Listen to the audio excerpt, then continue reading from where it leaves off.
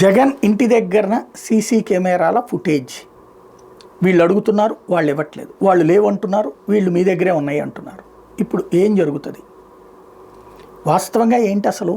జగన్ ఇంటి ఎదురుగుండా ఫైర్ తగలబడింది అంటే అక్కడ పోలీసులు ఎందుకు లేరు? కాపలా ఎందుకు కాయట్లేదు?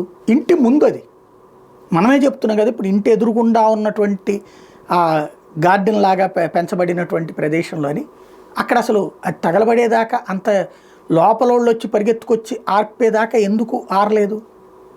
అంటే అక్కడ ఏం జరిగినట్టు? నెంబర్ 1 అంటే సెక్యూరిటీ ల్యాప్సెస్.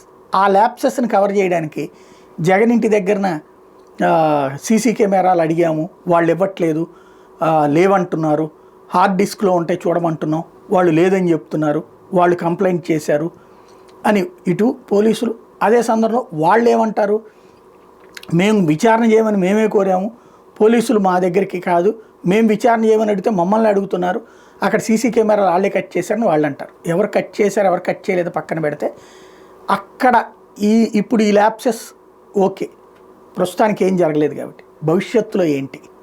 ఇది $1 మిలియన్ ప్రశ్న. ఎందుకంటే ఇక్కడ చిన్న సింపుల్ ఎగ్జాంపుల్, వాళ్ళు అప్పట్లో ఈ రీసర్వే కోసం చేసేదాంతో ఒక డ్రోన్స్తో చెక్ చేశారు. రీసర్వే ఈ కృష్ణానది మీద కడుతున్నటువంటి ఆ రోడ్డు, ఆ బైపాస్కి సంబంధించి ఒక డ్రోన్తో నడిపించారు. ఆ డ్రోన్ చంద్రబాబు గారి ఇంటి పైన వెళ్ళింది. దాంతో బాబు గారికి భద్రతకు ముప్పు, డ్రోన్లు ఎట్లా ఎగరేస్తారు చంద్రబాబు గారి ఇంటి పైన అని చెప్పేసి ఎంత రచ్చ నడిచింది, ఎంత ఇష్యూ నడిచింది. ఆయన ఇంటి ముందు నుంచి వాహనాలు పంపిస్తున్నారు అంటే ఎంత రచ్చ నడిచింది. తర్వాత మళ్ళీ ఎక్కడ రిస్ట్రిక్షన్స్ చేయాల్సి వచ్చింది. కాబట్టి ఇక్కడ ఒకళ్ళు చేసినప్పుడు కరెక్ట్, ఇంకొకళ్ళు చేసినప్పుడు రాంగు అవ్వదు, చెక్ చేసుకోవాల్సి ఉంది.